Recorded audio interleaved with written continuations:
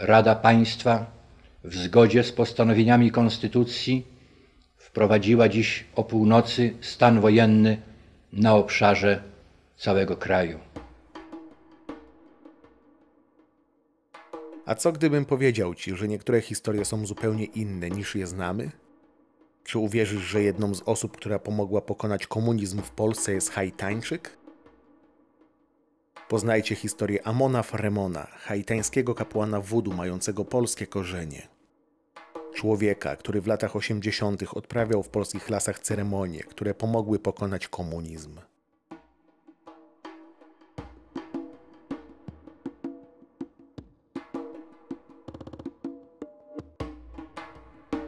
Jesteśmy w Kazal, czyli polskiej wsi na Haiti. Założyli ją polscy legioniści, których 200 lat temu przysłał tu Napoleon, aby stłumili haitańską rewolucję. Po zakończeniu wojny osiedliło się tu kilkuset Polaków. Dzięki temu dzisiaj w Kazal żyją ich potomkowie. Jeden z nich, Amon Fremon, poleciał w latach 80. do Polski. Nikt nie wiedział, kiedy się urodził. Wiadomo natomiast, że duchy Loa wybrały go już dawno temu. Jak opowiadała mu matka, gdy miał 5 lat, zaginął, zapadł się pod ziemię. Matka szukała go z sąsiadami przez ponad tydzień, a gdy nie miała już pomysłu na to, gdzie on może być, poszła do szamana wudu. Zaniosła mu trochę jedzenia i pieniędzy i błagała, aby skontaktował się z duchami, które wskażą jej, gdzie znajduje się jej syn. Szaman wpadł w trans, wstąpił w niego duch i wskazał drogę. Amon odnalazł się w dżungli. Gdy matka go odnalazła, siedział na kamieniu i wpatrywał się w nią swoimi wielkimi oczami. Od tego czasu Amon miał dar do kontaktowania się z duchami, zupełnie jakby go sobie wybrały. Z czasem został największym szamanem w Kazal i w okolicach.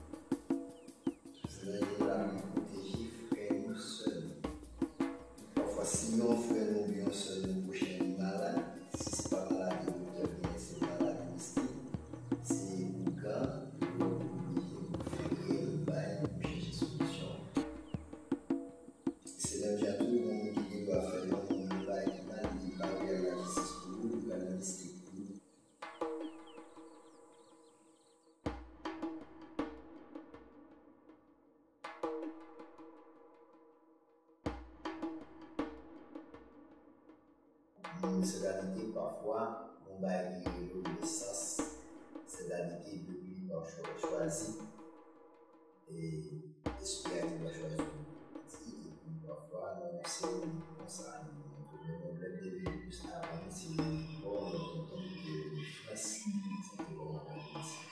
Dorastający Amon miał niesamowity dar kontaktowania się z duchami, zupełnie jakby go sobie wybrały. I jego życie, patrząc na miejsce, w którym się znajdował, wyglądałoby zupełnie normalnie, gdyby duchy nie przywiały w jego kierunku Jerzego Grotowskiego, bratniej duszy prosto z Polski. Urodzony w 1933 roku Jerzy Grotowski jest postacią znaną na całym świecie. Był polskim reżyserem teatralnym oraz teoretykiem teatru. Uznawany jest za jednego z największych reformatorów teatru XX wieku. Z biegiem lat jego badania daleko wyszły poza teatr. Wyszły na grunt antropologii, psychologii i religioznawstwa. To zaprowadziło go na Haiti. On rozmontował teatr i porzucił go, ale nie porzucił go w sensie, że nie był mu już potrzebny. Chyba teatr nie przynosił mu odpowiedzi na pytania, które sobie stawiał. I otworzył okres, który później nazwał parateatrem, i to jest początek lat 70. do 75. i później właśnie teatr źródeł. I to zawiodło go na Haiti. Co badał w ramach teatru źródeł? W obrębie bardzo odrębnych, swoistych, lokalnych kultur badał techniki, które dziś byśmy z perspektywy, przynajmniej tak to widzę, dziś ugrupowali w jakąś jedną wielką nie tyle fascynację, ale wielkie właśnie otwarte pytanie związane z integracją i dezintegracją do tego fenomenu, jakim jesteśmy, jakim jest człowiek. Grotowski pierwszy raz był na Haiti w 1977 roku, ale w 1978 nawiązał kontakt z grupą Sensolei. Ta grupa go interesowała, to była grupa artystów założona przez Tigę. On stworzył grupę Sensolei Święte Słońce o takich wszechstronnych działaniach animacyjnych. I Grotowskiego ta grupa zainteresowała, bo zaprosił całą tę grupę, 12 osób, no może nie całą, ale trzon tej grupy, 12 osób do Polski, żeby ci artyści wzięli udział w jego przedsięwzięciu Teatr Źródeł. No i siłą rzeczy Aumont-Fremont nie należał do tego, bo to jest w ogóle inne miejsce, 44 km na północny wschód od Port-au-Prince, prawda? Grotowskiemu zabrakło kapłana wśród tych gości, kapłana Wodu, których zaprosił na to swoje przedsięwzięcie i wtedy pojechał po Fremona i jemu zaproponował przyjazd do Polski, co było oczywiście wielkim wyróżnieniem i ogromnym świętem dla całego Casal, prawda, że ktoś z Kazalczyków jedzie La Bala Poloi.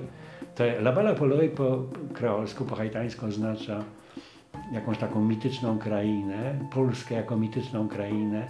Oni sobie wyobrażają, że to jest gdzieś w Afryce, ta Polska. No i właśnie Fremont był pierwszym Kazalczykiem, który był La Bala Poloi. Amon dotarł do Polski w wyjątkowym okresie. Mógł zobaczyć naród jednoczący się przeciwko władzy. Mimo że był niepiśmienny, mimo że nigdy wcześniej nie opuścił Casal, to właśnie to zrobiło na nim największe wrażenie. Proszę sobie wyobrazić człowieka, który nie tylko on, ale jego pobratymcy utożsamiają się z polskością, samookreślają się jako Polacy, ale przecież ci biedni, niewykształceni ludzie pojęcia nie mieli, że gdzie leży Polska, że to nie jest Afryka, że tu jest deszczowo i chłodno, ludzie są biali. To trzeba mieć tutaj wzgląd na to, co to znaczy brak wykształcenia, analfabetyzm i tak dalej. Przecież jak on dostał dokument taki tam, to naprzód do góry nogami, to z powrotem, no tak, w ogóle nie wiedział, co się robi z kawałkiem zapisanego papieru, a więc autentyczny analfabeta. No to jakie on mógł mieć wyobrażenie o świecie i tym poza Haiti? Gościłem ich wszystkich, czyli grupę 13 osób tutaj w Warszawie. Grotowski poprosił mnie, żebym się nimi zaopiekował, kiedy oni będą w tranzycie. Przyleciało 13 Haitańczyków, ja ich odebrałem. Oni byli zakwaterowani na Ursynowie, gdzie ja mieszkałem. Ja ich zaprosiłem do siebie na kolację, więc byli wszyscy u mnie w domu, co oczywiście wywołało w 80 roku, to była wielka sensacja na Ursynowie w Warszawie, prawda? Grupa 13 czarnych Haitańczyków. No, cała dzieciarnia się zbiegła z osiedla Stokłosy i szła za nami, prawda? jako taki orszak, powiedziałbym. Następnego dnia myśmy wybrali się na wycieczkę po Warszawie, oprowadzałem ich, ja im pokazywałem pomniki, prawda, i tak dalej, to kompletnie nie działało. Ale wreszcie, kiedy tutaj na krakowskim przedmieściu znaleźliśmy się przed pomnikiem Adama Mickiewicza, to nagle mnie olśniło i mówię, a to jest pomnik naszego Ungana, czyli kapłana Wodu.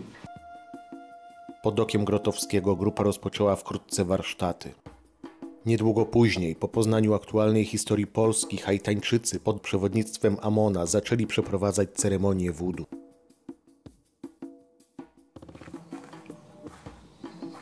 Ceremonie odbywały się w lasach położonych wokół Brzezinki. Amon chciał, aby wzywane Loa zaprowadziły w Polsce pokój.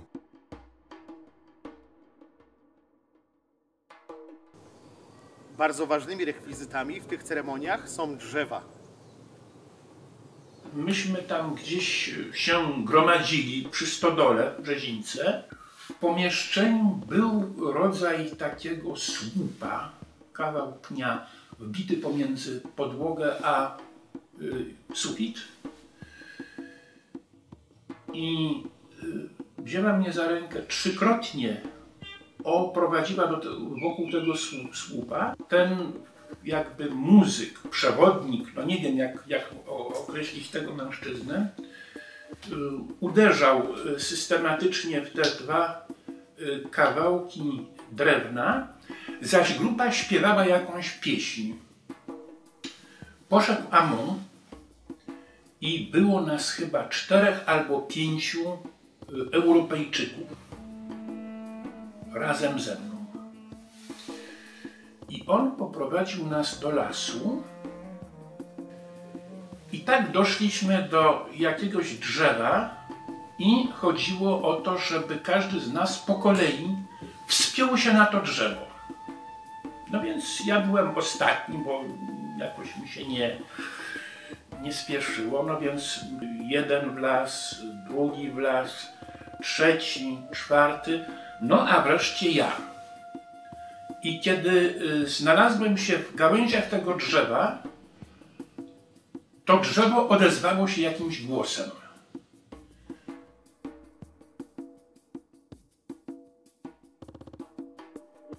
Ceremonie odbywały się w duchu konspiracji i tajemniczości. Z czasem wojska radzieckie opuściły Polskę, a kraj rozpoczął integrację z zachodnią Europą. Przyszedł czas prawdziwej niepodległości.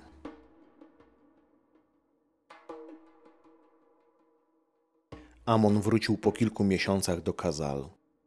Nie miał ochoty opowiadać o tym, co widział w Polsce. Popadł w samotnie, tłumaczył, że jest bardzo zmęczony. Aż w końcu któregoś dnia zrobił dokładnie to samo, co zrobił jako niemowlę. Zapadł się pod ziemię.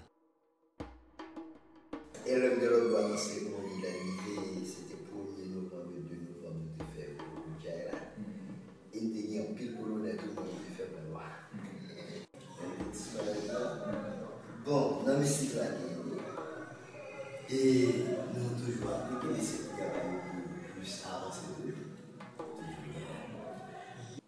Ça fait que maintenant, jusqu'à nos jours, dans la mystique là, la guerre,